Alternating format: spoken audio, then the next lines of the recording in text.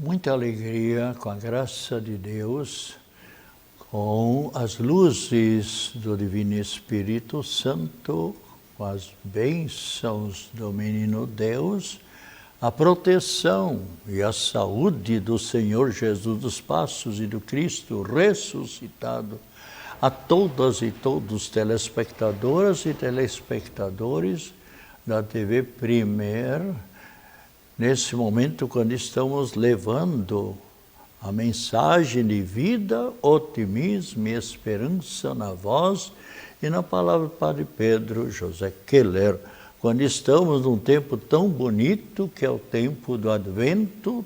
Tempo do Advento são 4 semanas em que a Igreja Católica, de séculos, durante séculos, sempre convidou e convida todos os seguidores de Cristo Jesus, independente de religião. Todos batizados, somos cristãos, somos seguidores da mensagem de Cristo Jesus e exatamente aqui, já há anos que levamos essa mensagem num sentido que favorece a vida e a mente e muitas vezes o despertar para uma nova vida para todas as pessoas. E na programação de terça-feira passada, devido ao tempo, nós não colocamos os santos e as santas celebrados na terça-feira passada. E os santos gostam também de ser lembrados. Quem são os santos? São santos e santas que passaram por esta vida como nós e que procuraram seguir a Cristo Jesus, amando a Deus, amando a Cristo Jesus na Sagrada Eucaristia, mas também amando os seus semelhantes. Isso que é importante também. Amar a Deus é a ordem que recebemos de Deus. Amar a Deus sobre todas as coisas, mas amar também os seus semelhantes. Os santos são nossos exemplos e são nossos intercessores junto de Deus Pai, junto de Cristo Jesus ou junto de Nossa Senhora, a Mãe do Salvador Cristo Jesus.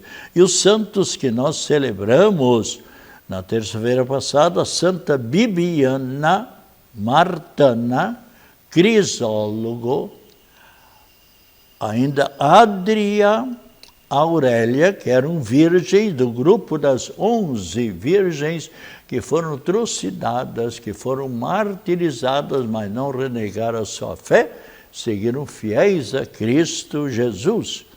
Assim, e é como elas, muitos católicos, muitos cristãos, mesmo de outras religiões, que também deram a sua vida por amor ao Cristo Jesus.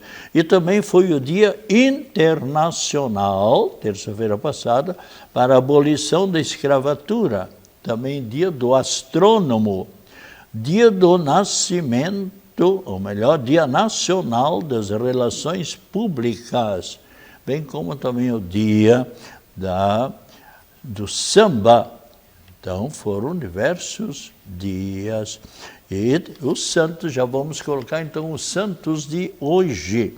São João Damasceno, São Bernardo, Santa Bárbara, Santo Anon, São Girano, São Cristiano.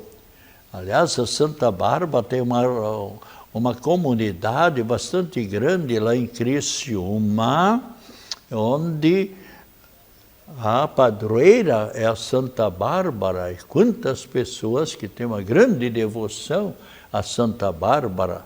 Quem foi Santa Bárbara? Era uma pagã, mas ela, quando foi conhecendo a religião cristã, a religião católica, ela procurou estudar a religião católica, procurou seguir a Cristo Jesus, lendo a palavra de Deus, a Bíblia, e o pai de Bárbara, de Santa Bárbara, era ateu. Não queria saber nada de cristianismo, nada de religião. E foi proibindo a filha de ser cristã, de ser seguidora de Cristo. Mas olha, acima do pai, acima da mãe, sempre tem Deus, sempre tem Nossa Senhora. Então não podemos ir contra Deus. E o que é que fez este pai de Santa Bárbara? Revoltado contra a filha, segundo a tradição, segundo a vida de Santa Bárbara, o pai pegou um machado e cortou, por assim dizer, a filha pelo meio. E o que é que aconteceu? Deus simplesmente olhou para esta jovenzinha, seguidora do Cristo Jesus, levantou-se uma tempestade terribilíssima, raios e mais raios e tal, e roncos e trovada e tal, e um dos raios, bateu e rachou completamente o pai de Bárbara no meio. Está na Bíblia Sagrada, Gálatas, capítulo 6, versículo 7. Com Deus não se brinca, com as coisas sagradas não se deve brincar, não se deve zombar. Aliás, agora me lembrei também num caso, eu acho que faz uns 6 ou 7 anos, eu não sei, porque eu não vi, mas pessoas que me contaram que um homem, numa certa capital, fez um palhaço de Cristo Jesus e começou a arrastar pela cidade, para lá e para cá, fazendo pouco de Cristo Jesus. Olha, com Deus não se brinca, está aqui bem claro, você pode ver Gálatas, capítulo 6, versículo 7, onde nós lemos: não vos enganeis, de Deus não se zomba, com Deus não se brinca. O que o homem semeia, isso ele há de colher. Se a pessoa semeia, planta arroz, não vai querer agora, depois, colher milho. Se outro planta trigo, como é que vai querer que recolha ali, não sei, um outro assunto comestível? Não. O que se semeia, se a pessoa não estuda, por exemplo, está semeando, tal, não estuda, não faz deveres, como é que ele vai querer que a professora exija que a professora dê boa nota para ele? Todos professores e professoras, eu sempre fui professor há 37 anos e sempre procurei exatamente dar uma nota condigna, segundo a consciência. Então aqui, o que é que Deus fez? Assim como ele matou a própria filha unicamente porque estava seguindo mensagem maravilhosa. E aliás, podemos ver nenhuma passagem da Bíblia, o Antigo Testamento ou o Novo Testamento, onde Deus ou onde Jesus Cristo mandou fazer o mal.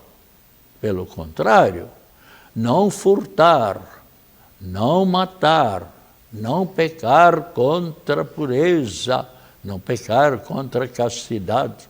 Aliás, eu já falei aqui mais uma vez, quantas pessoas que infelizmente, porque não seguem a orientação de Deus, ficam doentes ou morrem. Por exemplo, tem as leis do trânsito. As leis do trânsito são muito claras. Nenhum policial multa um motorista quando ele segue direitinho, observando as leis do trânsito. Mas se ele começa a velocidade exagerada, se ele começa a transgredir as leis do trânsito, multa. E tenho a dizer que o brasileiro, muitos, nem todos, mas muitos brasileiros sentem o peso quando tem que mexer a mão no bolso, tirar dinheiro e pagar a multa. Assim, por exemplo, quando eu trabalhei 19 anos como capelão espiritual em hospitais aqui de Florianópolis, mesmo em outros hospitais de outras cidades, mas especialmente aqui, eu estou 58 anos aqui em Florianópolis, 25 anos na Catedral, depois em outro lugar, 19 anos no Imperial Hospital de Caridade, atendendo os demais hospitais. Quantos jovens, quantos homens casados que abusaram do seu corpo ou usaram o corpo de outras pessoas e agora estão com diversas enfermidades, com as doenças sexualmente transmissíveis e, pior ainda, com HIV, com AIDS. Aliás, ontem ou esses dias agora, ou vai ser ainda esses dias, é o dia em que as pessoas devem refletir, é o dia do AIDS. É uma doença terribilíssima que não tem, até o momento presente, cura. Agora, por que essas... Aliás, eu li uma vez, o câncer, o câncer, ninguém pede para ter o câncer. Mas o HIV, a AIDS, a pessoa procura. Vai atrás dessa terrível doença. E pior ainda, quando a pessoa passa essa doença para outras pessoas. Já tenho dito aqui, mas continuo repetindo, porque talvez haja pessoas que nunca ouviram isso aí. E é gozado no hospital, muitos jovens, pois é, pai de Pedro, boca mole, desculpe. E tal, pois é, pai de Pedro, eu não sabia que podia pegar essa doença. Dá vontade na hora de dizer, você sabia sim, mas eu sou educado e não falo nada. Digo, pois é, agora a situação, pois eu sei que eu dentro de 2 anos, 1 ano ou mais ou menos, eu posso passear dessa vida para outra, o médico já me falou alguma coisa e tal. Bem, mas então aqui, com Deus não se brinca. Eu estava dizendo, aquela pessoa que fez um palhaço de Jesus Cristo, andou arrastando por aí pelaquela cidade, não sei o quê. Eu não vi, mas as pessoas me contaram, eu acredito. Ele de madrugada vinha, não sei o quê, de uma festividade, eu não sei de onde, ou de um trabalho, e talvez numa velocidade um pouco exagerada, numa curva da estrada, ele se perdeu. E o que aconteceu? O carro dele, contra um caminhão, e entrou, por assim dizer, uma parte, tal, debaixo do caminhão, e pegou fogo. E o que aconteceu com esse motorista? Que zombou, que fez pouco de Cristo Jesus, morreu ali queimado. São coisas. Com Deus não se brinca. Repito, Gálatas capítulo 6, versículo 7. Então procuremos sempre respeitar tudo aquilo que é santo. Há poucos dias atrás, uma leitura da missa, um dia eu vou colocar aqui, ler a passagem. Eu vou me lembrar, marcar para ler. Onde o rei Baltazar, filho do grande Nabucodonosor, que era o rei da Babilônia, quem estudou História Universal se lembra lá. O que Baltazar fez? Fez um banquete para quantas pessoas? A palavra de Deus diz 1000 pessoas. Quem eram as pessoas? Os príncipes, as autoridades e tal, assim, aqui. Um banquete. E se embriagaram. E quando a pessoa se embriaga, não sabe o que faz. Eu sei de mulheres que sofrem. Aliás, faz 3 dias que uma pessoa me dizia, meu Deus, Padre Pedro, quando o pai chegava em casa embriagado, eu pulei, dizia a pessoa hoje adulta, eu pulei pela janela, Padre Pedro, porque o pai ficou todo alvoroçado e quebrou isso, quebrou aquilo, quebrou... Bem, mas são coisas, a pessoa não sabe o que faz. E no outro dia a esposa diz, que vergonha, meu bem.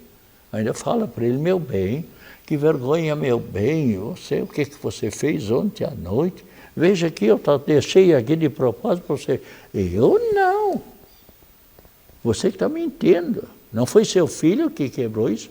Nenhum filho meu bebe, nenhum filho nosso bebe, só você dá um mau exemplo. Então, é triste.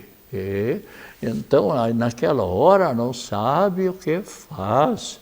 Então, a pessoa tem que se conter na vida, seguir pelo caminho certo, como todos os motoristas deveriam acontecer, seguir sempre, observando as leis do trânsito. E, então, vão e retornam saudáveis, sem acontecer nada. Mas, infelizmente, então... Bem, estamos então hoje numa quinta-feira, e lembremos-nos da grande quinta-feira, onde Cristo Jesus, na véspera de sua morte, ele celebrou a primeira Santa Missa, e a única, onde ele instituiu a Sagrada Eucaristia. E ele disse, falei terça-feira passada, onde ele disse, isto é o meu corpo, este é o cálice da nova aliança no meu sangue. Quem me receber nesta vida, palavras de Cristo Jesus, também eu o receberei um dia na eternidade. Eu o receberei na felicidade eterna.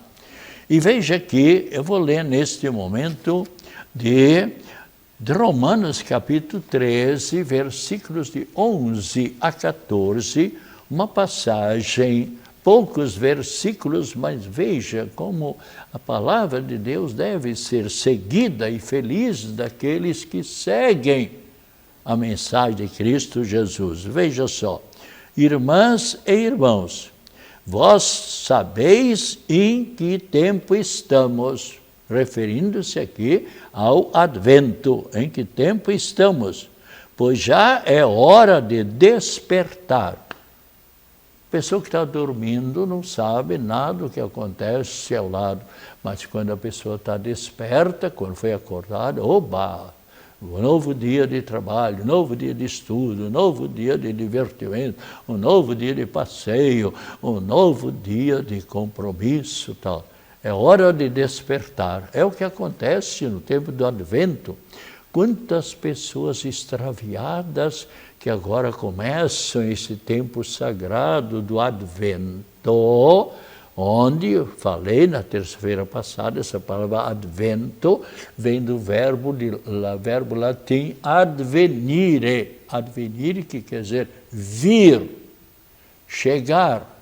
E aqui tem também adventum, latim, que quer dizer advento, quer dizer chegada, a vinda do Salvador. Então, o advento são 4 semanas de preparação da nossa mente, do nosso coração, para a vinda do Salvador, Cristo Jesus. Que preparação é esta? Seguir as virtudes, não seguir o pecado, não seguir o espírito das trevas do demônio, que sempre procura levar a pessoa por caminho errado. Veja aqui o que é que continua aqui dizendo, além de dizer, é hora de despertar, com efeito, agora a salvação está mais perto de nós do que quando abraçamos a fé. Todo dia que vai passando na nossa vida, nós chegamos mais perto da salvação, da eternidade, do que quando nós abraçamos a religião, da nossa fé. Então, é necessário que a gente se prepare. Falando em preparação, domingo, o bispo auxiliar de Florianópolis, do Onésimo Albertão, presidiu a Santa Missa ali em Coqueiros, e o padre Valdemar Gro e eu celebramos com o diácono Camilo, a igreja lotada. Ele, então, 45 moços e muitas pessoas adultas pessoas já com seus 50, 60 anos, se prepararam conhecendo a doutrina de Cristo Jesus, porque não tinham recebido ainda o sacramento do Divino Espírito Santo, o sacramento das luzes, e então se prepararam. Por que não receberam? Porque os pais talvez eram relaxados na religião, ou não tinham religião, mas eles agora sentindo a necessidade e se enriquecendo com as luzes do Espírito Santo, então se prepararam e foram confirmados na fé. E também alguns adultos também fizeram a primeira comunhão, a primeira Eucaristia, que não tiveram a chance de fazer quando, com seus 10, 12 anos, ou adolescentes ou jovens. Isso é bonito, a gente está, não somente na nossa paróquia, mas em todas as paróquias, todas as igrejas. Isso não acontece só no Brasil, só em Santa Catarina, mas no mundo todo há muitas pessoas que sentem a necessidade de alimentar espiritualmente a mente e o coração. Por quê? Porque está bem claro na Bíblia Sagrada: longe de Deus ninguém é feliz. Lembrei-me agora de Santo Agostinho, um dos homens mais inteligentes que o nosso planeta já conheceu. Ele completamente afastado de Deus, mas depois foi, como meu coração estava angustiado, como meu coração estava feliz, eu vivia na tristeza, tal, e começou a ler a palavra de Deus, e recebeu a doutrinação por meio do bispo de Milão, Santo Ambrósio, grande santo.